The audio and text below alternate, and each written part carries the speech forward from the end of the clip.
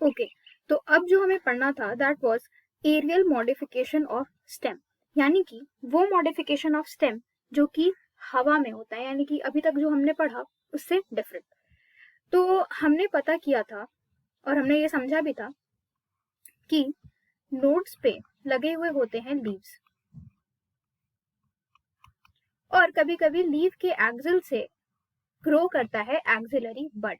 लेकिन कभी कभार क्या होता है कि एक्सिलरी बड ना ग्रो करके इनके एक्सिल से कभी कभार एक टेंड्रिल या फिर स्टेम थॉर्न का फॉर्मेशन हो जाता है।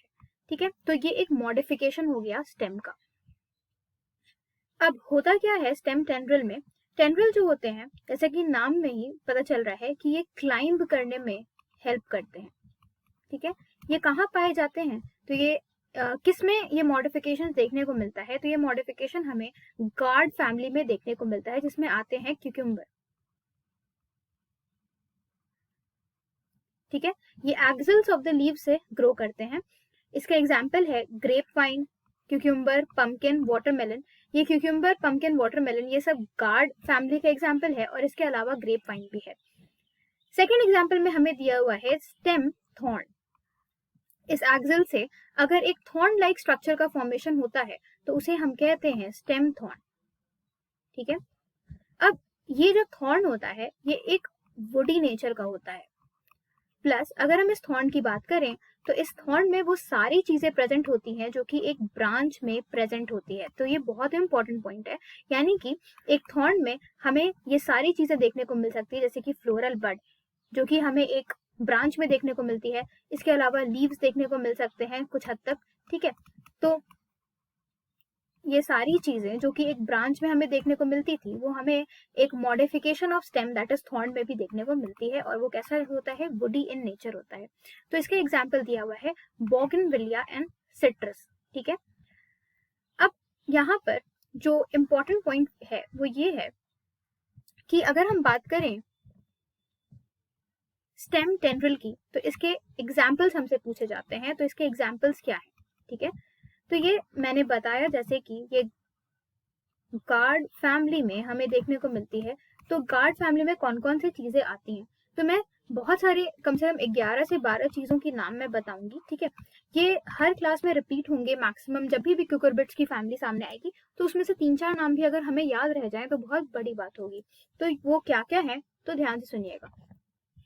ककड़ी हमारे घरों में आते हैं, इसके अलावा खीरा, ककड़ी हो गया, खीरा है, कुंडरू है, कद्दू है, तरबूज है, खरबूजा है, करेला है, नागड़ी है, परवल है, टिंडा है। तो इन सारी चीजों में हमें स्टेम टेंड्रिल देखने को मिलता है, यानी कि ककड़ी, खीरा, कद्दू, तोरई, तरबूज, खरबूजा, करेला, कुंदरू, नागरी, परवल और टिंडा। तो इन सब चीजों में हमें क्या देखने को मिलता है, स्टेम टेंड्रिल देखने को मिलता है। ये सारे के सारे कुकुरबिट्स फैमिली यानी कि गार्ड फैमिली को बिलोंग करते हैं। अब जो दूसरा एरियल मॉडिफिकेशन ऑफ स्टेम हमें पढ़ना है दैट इज फाइलोक्लेड।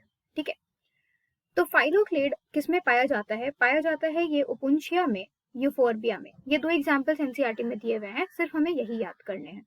तो अगर हम बात करें फाइलोक्लेड की तो ये कहाँ पाया जाता है, ओपुंशिया और यूफोर्बिया। और ये दोनों के दोनों प्लांट्स जो हैं ये जीरोफाइटिक है, यानी कि ये जनरली वहां ग्रो करेंगे जहां पर वाटर की स्कैरसिटी है। ठीक है, अब क्योंकि ये वहां ग्रो करते हैं जहाँ पे वाटर की स्कैरसिटी है, तो होता क्या है कि इनमें जो लीव्स है ये अपने लीव्स को एकदम छोटा छोटा करके उन्हें स्पाइन्स में मॉडिफाई कर देते हैं। ठीक है, तो यहाँ पे आप देख सकते हैं कि leaves are modified into spines. अब अगर लीफ जो है वो स्पाइन बन चुका है तो फोटोसिंथेसिस यानी कि फूड का प्रोडक्शन कौन करेगा, तो फूड का प्रोडक्शन के लिए जो स्टेम होते हैं वो खुद ग्रीन कलर के हो जाते हैं और स्टेम ही फूड का प्रोडक्शन करते हैं। ओके, तो स्टेम हो गए ग्रीन, लीव्स हो गया कन्वर्टेड इनटू स्पाइन्स, और फूड का प्रोडक्शन स्टेम ही करते हैं।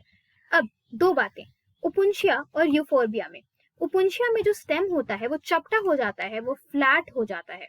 ठीक है, वहीं पर अगर हम यूफोर्बिया की बात करें तो उसमें जो स्टेम होता है वो सिलेंड्रिकल शेप का होता है।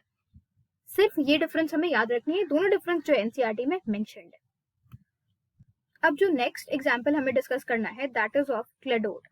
तो क्लेडोड कहाँ पे देखने को मिलता है? ये देखने को मिलता है एस्पेरेगस और रस्कस में। ये एक डायग्राम दिया हुआ है उसका। तो एक इनलार्ज्ड व्यू में आपको इसमें क्या देखने को मिल रहा है? होता क्या है, चाहे वो एस्पेरेगस हो या रस्कस हो, ये दोनों की दोनों बिलोंग करती है सबसे पहले लिलिएसी फैमिली को। ठीक है, आगे जब हम फैमिलीज डिस्कस करेंगे तो ये फिर से बातें आएंगी, तो अभी भी मैंने बता दिया। तो ये किसको बिलोंग करते हैं? लिलिएसी फैमिली को बिलोंग करते हैं। तो इसमें modification of branches of limited growth, इसका मतलब क्या है? चाहे अगर वो एस्पेरेगस है तो चाहे वो रस्कस है, ये दोनों बहुत छोटे छोटे इनमें ब्रांचेस मिलते हैं। जनरली ब्रांचेस एस्पेरेगस में 1 इंटरनोड लॉन्ग होते हैं और रस्कस में 2 इंटरनोड लॉन्ग होते हैं। तो आप देख सकते हो कितने छोटे छोटे ब्रांचेस हैं।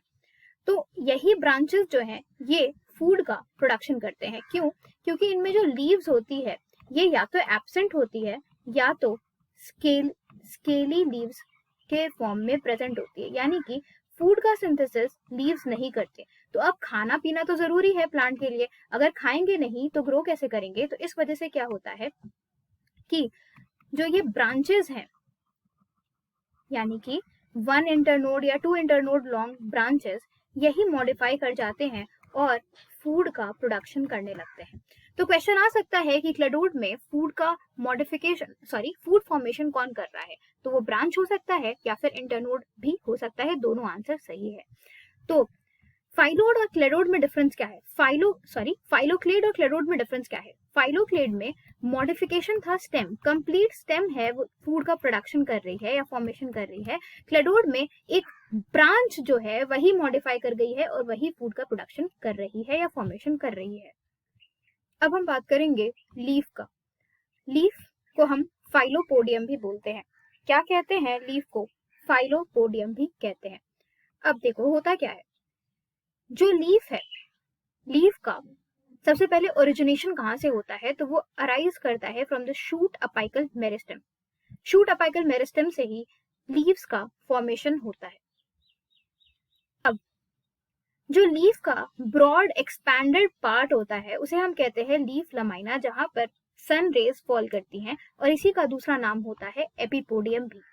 ठीक है, अब ये एक ब्रांच है, यहाँ पर लीव्स, ओल्डर लीव्स जो होते हैं नीचे की तरफ होते हैं, और जैसे जैसे न्यूअर लीव्स होते हैं वो ऊपर की तरफ ग्रो करते हैं।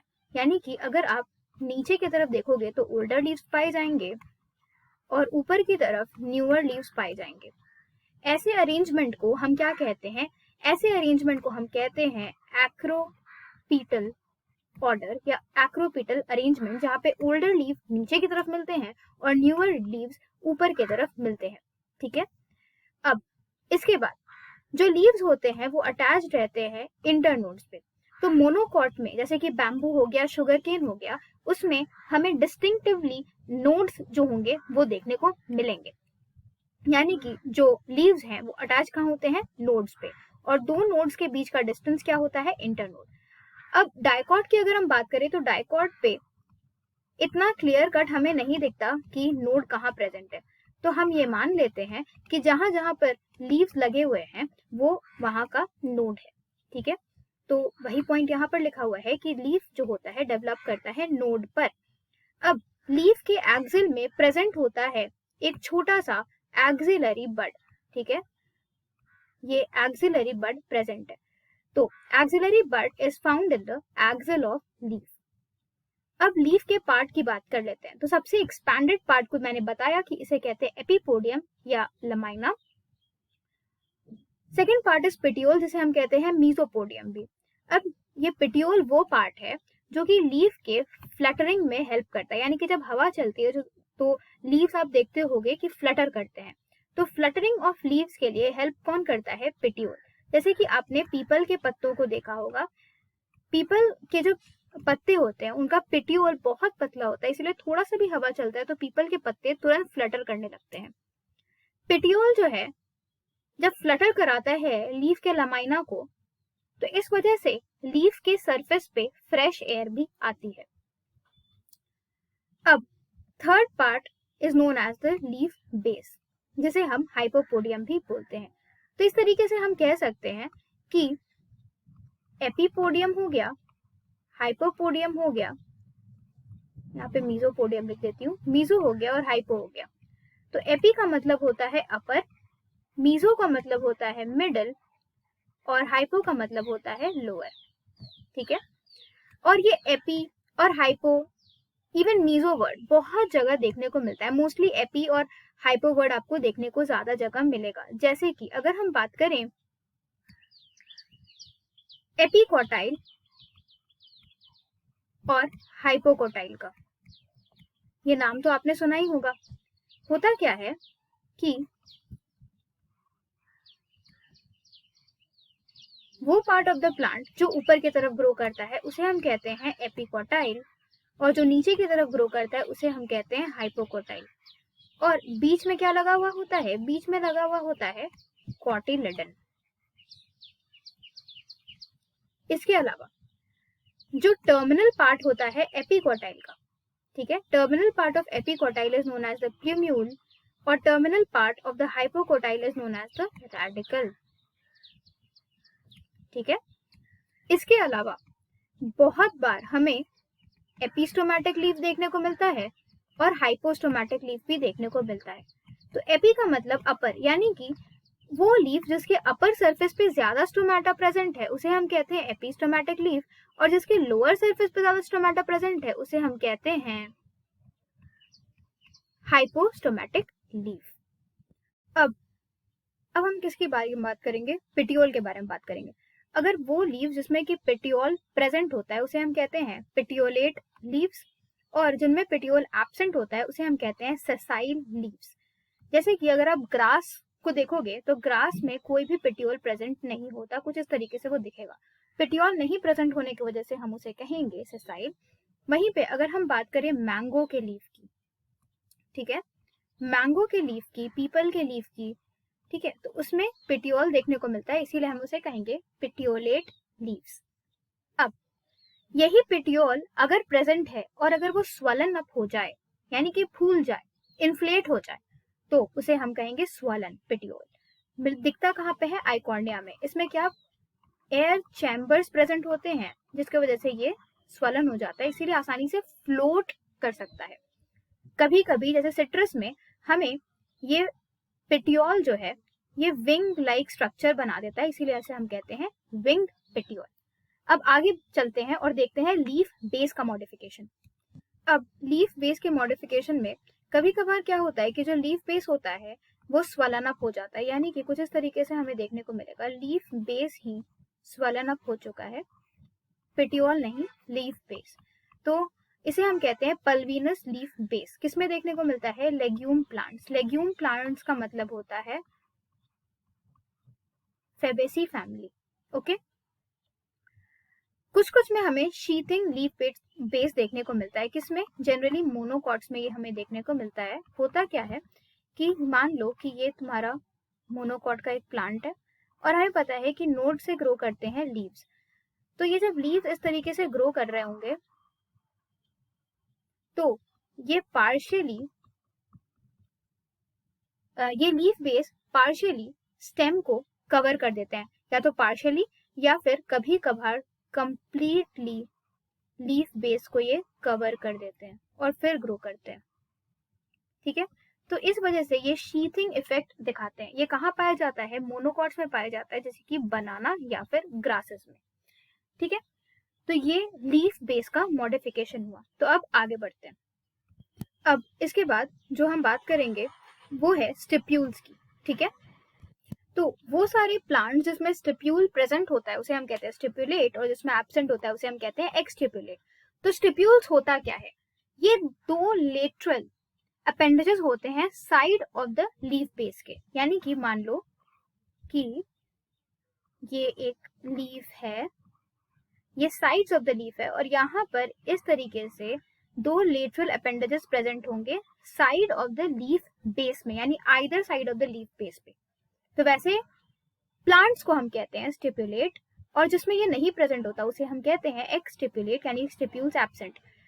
तो स्टिप्यूलेट होते हैं फेबेसी और एक्सटिप्यूलेट होते हैं सोलेनेसी और लिलिएसी के मेंबर्स। ठीक है,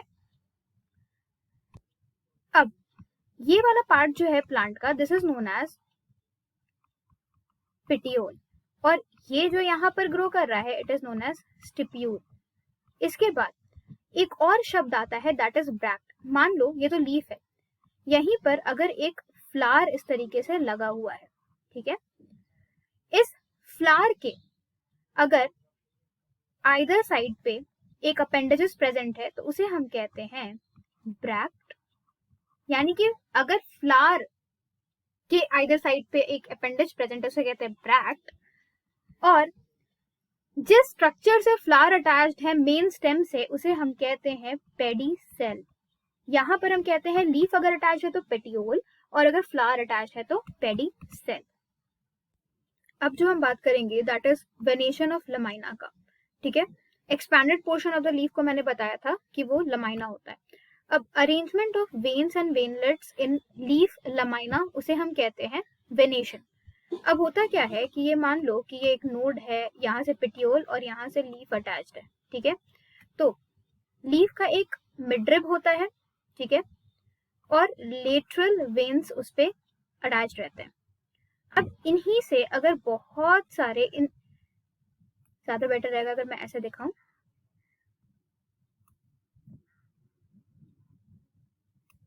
अब ये जो आपको लेटरल वेन्स दिख रहे हैं, इसी वेन से अगर और ज्यादा नेट लाइक वेनेशंस का फॉर्मेशन हो, नेट लाइक वेनेशंस का फॉर्मेशन हो, तो उसे हम क्या कहते हैं, इसे हम कहते हैं नेट लाइक अरेंजमेंट या फिर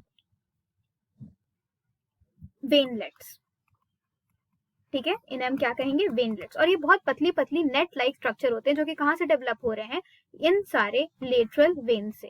ये क्या है, ये है लेटरल वेन्स, और ये बीच में जो दिख रहा है दैट इज द मिडरिब। अब बात समझना, ये जो चीजें हैं ये हमें जनरली डाइकॉट में देखने को मिलती है, यानी कि ये जो वेनलेट है, ये वेनलेट ये हमें कहाँ देखने को मिलता है, सिर्फ और सिर्फ डाइकॉट में देखने को मिलता है।